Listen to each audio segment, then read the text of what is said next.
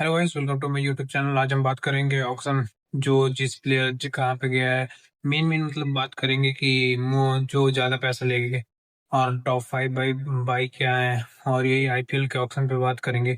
और थोड़ा सा प्रीव्यू भी मैं दे दूंगा मैच पे। तो चलिए शुरू करते हैं सबसे पहले। और अभी केवल हम लोग टच अपन कर रहे हैं, उसके बाद एक एक करके हम लोग टीम भी बना के और प्लेइंग 11 भी लेके आएंगे। तो चलिए शुरू करते हैं। सबसे पहले सबसे हम लोग स्टार्ट करेंगे सबसे ज्यादा पर्स वाले टीम के साथ, केकेआर ने दो बहुत अच्छी बाई करी है। लेकिन मेरे को हालांकि लगा कि एक ओवर प्राइस चला गया, लेकिन बाकी बाई तो बढ़िया है ही और बैकअप्स भी बहुत बढ़िया तैयार किए हैं। तो कैमरन ग्रीन, हम लोग को सबको पता था कि केकेआर जाएगी ही जाएगी उसके पीछे, क्योंकि आंड्रे रसल को छोड़ा था उन्होंने, तो कैमरन ग्रीन आ जाते हैं केकेआर में। और उसके बाद आते हैं मथीसा पथिराना। उनको मतलब मेरे को लग रहा है कि एक दो दो करोड़ ज्यादा दे दिए, 15-16 तक ठीक था। लेकिन यहाँ पे 18 मेरे हिसाब से तो नहीं बनता था, क्योंकि भाई इतना वाइड फेंकते हैं। अभी मतलब आईएल T20 में फॉर्म ठीक लगा हुआ है, मतलब बॉलिंग बढ़िया कर रहे हैं। लेकिन भाई आईपीएल की बात अलग है, पेडिग्री अलग है। तो मेरे को ये एक्सपेक्टेड नहीं था कि मथीसा पथिराना इतने महंगे चले जाएंगे गे। और मेरे को ये लग रहा था कि केकेआर ही लेके जाएगी, क्योंकि उनको डेथ ओवर का बॉलिंग का ऑप्शन चाहिए था। तो यहाँ पे ये कैमरन ग्रीन और उसके बाद मथीसा पथिराना और ये मुस्तफिजुर, ये सबसे बड़े भाई भाई थे। अगर मथीसा पथिराना नहीं चलते तो मुस्तफिजुर एक आ जाएंगे यहाँ पे ऐड होके। और अब हम चलते हैं यहाँ सीएसके की तरफ। तो सीएसके ने दो अनकैप प्लेयरों पे बहुत बड़ा दाव लगाया है। मतलब फ्यूचर अब बिल्ड करना चाहती है सीएसके मेरे हिसाब से तो उनका। और केकेआर का ऑप्शन का बात करें तो इट्स 8.5 into 10। और हम सीएसके की बात करते हैं तो बहुत ज्यादा यंगस्टर ले लिए हैं। थोड़ा सा एक दो एक्सपीरियंस प्लेयर पे जाना चाहिए था, जैसे वेंकटेश अय्यर हो गया। और लियम 2 करोड़ में ही मिल जाता सस्ते में। भले उसको खिलाते नहीं खिलाते इस पहले बार में, क्योंकि अनसोल्ड गया था, तो वो ले सकते थे आप। तो वो भी आपने नहीं लिया। तो बहुत मतलब नाम तो मैंने बहुत सुना है प्रशांत वीर का, जो 14 करोड़ में 14 करोड़ 20 लाख में गए हैं। और कार्तिक शर्मा का बहुत नाम सुना है कि बढ़िया करते आ रहे हैं अपनी स्टेट के लिए। और सैयद मुश्ताक अली ट्रॉफी में भी। लेकिन बहुत ज्यादा यंग टीम हो गई है, अब पता नहीं मतलब बहुत आगे का सोच रहे हैं। 4-5 साल इनके साथ स्टिक करेंगे तो हो सकता है कि ये जस्टिफाई कर दें। लेकिन आते के साथ इतने प्रेशर प्रेशर वाले मतलब टूर्नामेंट में और इतना ज्यादा पैसा लेके आ रहे हैं, तो उनके ऊपर एडेड प्रेशर होगा। तो ये हो सकता है कि स्टार्टिंग के सीजन में हो सकता है कि शायद ना पो। लेकिन चेन्नई की इन्वायरमेंट ऐसी ही होती है कि सब प्लेयर बढ़िया ही करते हैं, तो हो सकता है क्लिक कर जाए ना करें। तो मतलब एक तरह का गैम्बल है कि अगर यहाँ से अगर ये क्लिक कर जाते हैं तो 10 साल सर्व करके देंगे, तो अगला एरा बिल्ड हो जाएगा चेन्नई का। मेरे को लगता है कि यही सोच कर चेन्नई ने इतनी बड़ी बोली लगाई है। नहीं तो और कोई लॉजिक तो समझ में नहीं आता है। कभी एक डेट्स आर्मी हुआ कर देते, अभी जेनजी आर्मी हो गई है सीएसके। तो आगे हम बात करेंगे पंजाब पे। पंजाब ने भी कुछ ज्यादा बाइस तो की नहीं है। एक ये 2-3 घंटे तो वो टाइम पास ही करते रह गए। वो एक्सेलरेटेड राउंड में जाके कूपर कॉनली बहुत बढ़िया बाई है, बहुत तगड़ी। 3 नंबर पे अगर खेले हो जॉस इंग्लिश की जगह पे, और एक बॉलिंग का ऑप्शन भी दे देता है, लेफ्ट आर्म स्पिनर। तो भाई बहुत तगड़ी बाई है ये जो कूपर कनॉली।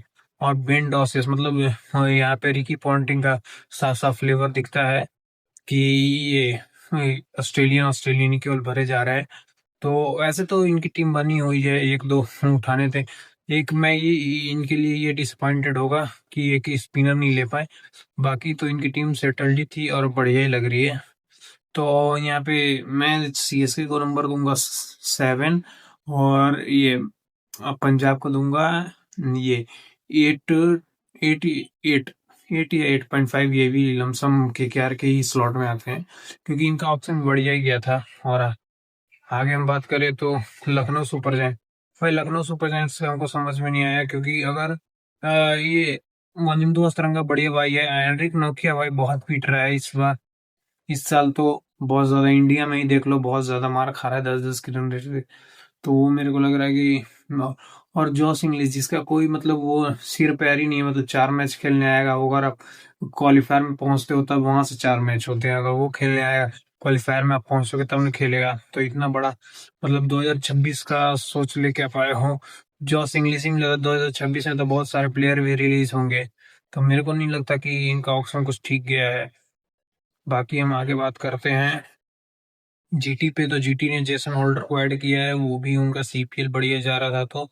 तो वो एक अच्छा एक्वायर था कि वहां पे नीचे लोअर डाउन दी ऑर्डर एक बॉलर भी मिल गया, बैट्समैन भी ठीक ठाक ही है। तो जीटी को वैसे भी कुछ करना ज्यादा नहीं था, तो उनका भी ऑप्शन ठीक ही गया है। तो यहाँ पे एलएसजी को मैं दूंगा 8 और जीटी को भी 8। और हम लोग अब आगे बात करते हैं ये हैदराबाद का भाई कुछ समझ में नहीं आ रहा था। एक तो चेन्नई का भी पर्स खाली करवा दिया बीट कर करके, और अपने भी कोई ढंग के प्लेयर लिए नहीं। एक और डेथ शामिल कर लिया लियम लिविंगस्टन, अगर चला तो चांद तक, नहीं तो शाम तक। यही इसकी कहानी है। बाकी तो और बाकी सब बेस्ट प्राइस में ही बिके हैं प्लेयर। और यहाँ पे लियम लिविंगस्टन ही सबसे ज्यादा, मतलब ये टॉप 5 बाई में लास्ट बाई इसी का सबसे महंगा था। तो यहाँ पे वो भी तीसरे स्लॉट में जाके बिका है लियम लिविंगस्टन, यानी लियम लिविंगस्टन का इतना वो नहीं है फर्स्ट चॉइस की वो खेल। लेकिन अब इतना पैसा लगा दिया तो ये सारे की तरफ से खेलेंगे ही, स्पिनर काफी ऑप्शन दे देते हैं। लेकिन एक जेन्युइन स्पिनर और एक पार्ट टाइमर में बहुत अंतर है। तो वो मेरे को कुछ लॉजिक समझ में नहीं आया हैदराबाद का।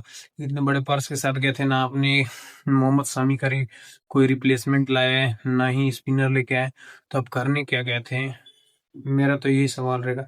तो मेरा ये ऑप्शन इनका ये 6.5-7 के बीच में सबसे वर्स्ट ऑप्शन गया इनका। वैसे लियम लिविंगस्टन को तो लेके आए, अगर चल गया तो ठीक है, नहीं चला तो गैम्बल ही एक तरह से। और आगे बात करें तो यहाँ पे हम बात करते हैं सबसे बढ़िया जो टीम बनाई है राजस्थान रॉयल्स ने। भाई रवि बिश्नोई को ले आया, घर वापसी हो गई। वो जोधपुर से ही है, तो अब जयपुर के लिए खेलेंगे, जयपुर में खेलेंगे सवाई मानसिक स्टेडियम में। तो उनके लिए अच्छा लग रहा है, लेकिन बहुत सस्ते में आ गए तो वो भी खुश होंगे, क्योंकि एक स्पिनर की सबसे ज्यादा नीड थी, वो राजस्थान की थी। तो यहाँ पे एकदम मतलब स्टील है वो 7 करोड़ में रवि बिश्नोई। और बाकी इनकी टीम तो बनी हुई है, बाकी हम लोग और डिस्कशन करेंगे जब एक एक टीम पे पूरा बात करेंगे, एक एक दो दो टीम करके एक वीडियो आएगी सारी अलग अलग से। तो अभी तो हम लोग जो जो मेन प्लेयर लिया हुआ है टॉप बॉयज हैं उसके बारे में बात करें। और अब हम बात करते हैं डीसी पे। भाई डीसी ने ऑक्शन एस किया है, सबसे तगड़ी ऑक्शन, मतलब कुकड द ऑक्शन। मतलब ये बैंड अकेडमी उठा लिया 2 करोड़ में, और उसके बाद ये पथु निशंका ले लिया, 2 ओपनर बढ़िया ओपनर। और उसके बाद लिए हैं इन्होंने आकिब नबी बहुत नाम सुना है भाई कि ये मतलब डोमेस्टिक में बहुत तगड़ा करके आ रहा है। तो मेरे को लगता है कि ये बहुत बढ़िया भाई है। और इनकी ऑप्शन में एक चीज, एक के ऊपर तीन मतलब बैकअप बैठा के रखे हैं। मतलब ऐसा कभी कभी प्रॉब्लम भी हो जाता है कि अगर ज्यादा जब बहुत सारे प्लेयर हैं, तो अगर एक दो मैच हारे तो बहुत ज्यादा उथल पुथल हो जाता है। इसीलिए मेरे को लगता है कि अगर ये टीम एक सेटल्ड टीम के साथ 14 मैच खेलेगी तो बहुत तगड़ा करेगी, और टीम में बैकअप्स भी बहुत तगड़े हैं। लुंगी एंगिडी है, काइल जेमिसन है, यहाँ पे डीसी में आया हुआ पृथ्वी शॉ को भी इन्होंने ले लिया, हालांकि वो भी अनसोल्ड गए थे। और एक चीज स्पेशल मेंशन सरफराज खान को भी सीएसके ने ले लिया है, वो भी अनसोल्ड गए थे सेकंड वो में। और जो सरफराज खान ने स्टोरी लगाई है, जो एक मूवी का स्टोरी था ना जर्सी का, तो वो भी बहुत मतलब लगा कि वर्थ इट है ये प्लेयर, मतलब कि 75 लाख में तो वर्थ इट है भाई। अगर वो 4-5 के इर्द गिर्द जाता तब तो मेरे को लगता है कि थोड़ा सा वैल्यू कम हो जाता उनका, क्योंकि वैसे भी खिला नहीं पाते। तो ऐसा चेन्नई में तो अभी भी वो खेलेंगे कि नहीं खेलेंगे वो तो देखना पड़ेगा, लेकिन भाई सेलेक्ट हो चुके हैं। और आगे हम बात करेंगे मुंबई। भाई मुंबई लगता है कुछ सेटिंग करके आती है, वैसे ही मजाक में मैं बोल रहा हूँ, लेकिन भाई देखो सबसे बड़ी स्टिक क्विंटन डिकॉक इनके लिए कि 1 करोड़ में आया और 1 करोड़ में इन्होंने एक्वायर कर लिया। बाकी और इनको कुछ चाहिए नहीं था, जो रिटेन प्लेयर थे वो तो थे ही बढ़िया। तो इनकी तो प्लेइंग 11 सॉर्टेड है। अगर रायन रिकल्टन नहीं चलते तो क्यूडीके, और क्यूडीके अगर नहीं चलते तो रायन रिकल्टन, जिससे भी स्टार्ट करेंगे, जो नहीं चलता स्विच कर लेगा आपस में।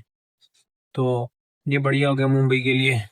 और आगे हम बात करेंगे भाई सबसे तगड़ी ऑक्शन की है यहाँ पे आरसीबी ने। आरसीबी की ऑक्शन भाई वेंकटेश अय्यर, जो ये पिछले साल पूरा एडी चोटी का जोड़ लगा दिए थे 23 करोड़ तक, वो उन्होंने फिर लिया ही नहीं पिछले साल। अभी ले लिया है 7 करोड़ में, मतलब इतना ज्यादा डाउनफॉल हो गया वेंकटेश अय्यर का। लेकिन भाई स्टील है 7 करोड़ में, इसीलिए ताकि चेन्नई को जाना चाहिए था, क्योंकि एक्सपीरियंस भाई मैटर करता है कभी-कभी पॉइंट पे। आप यंगस्टर भरो लेकिन 1-2 करके भरो ना, एक ही साथ सारा एक यंगस्टर खिला दोगे तो नहीं हो पाएगा मेरे हिसाब से। लेकिन ये इन्होंने एस किया ऑक्शन को, और मंगेश यादव एक ये लेफ्ट आर्म बॉलर है, और जेकब डफी जो हेजलवुड के रिप्लेसमेंट, जॉर्डन कॉक्स हैं एक जो कीपिंग और ओपनिंग कर सकते हैं। तो भाई 10 on 10 आरसीबी, और मुंबई को भी 9, और बाकी टीम दिल्ली को तो मैंने बोल ही दिया 9, और राजस्थान को भी 8.5। बाकी हम लोग अब आते हैं मैच पे। तो आज है मैच लखनऊ में, भाई थोड़ी सी स्पिनिंग फ्रेंडली विकेट होती है, तो यहाँ पे मैं जॉर्ज इंडे को खेलते हुए देख रहा हूँ साउथ अफ्रीका के लिए।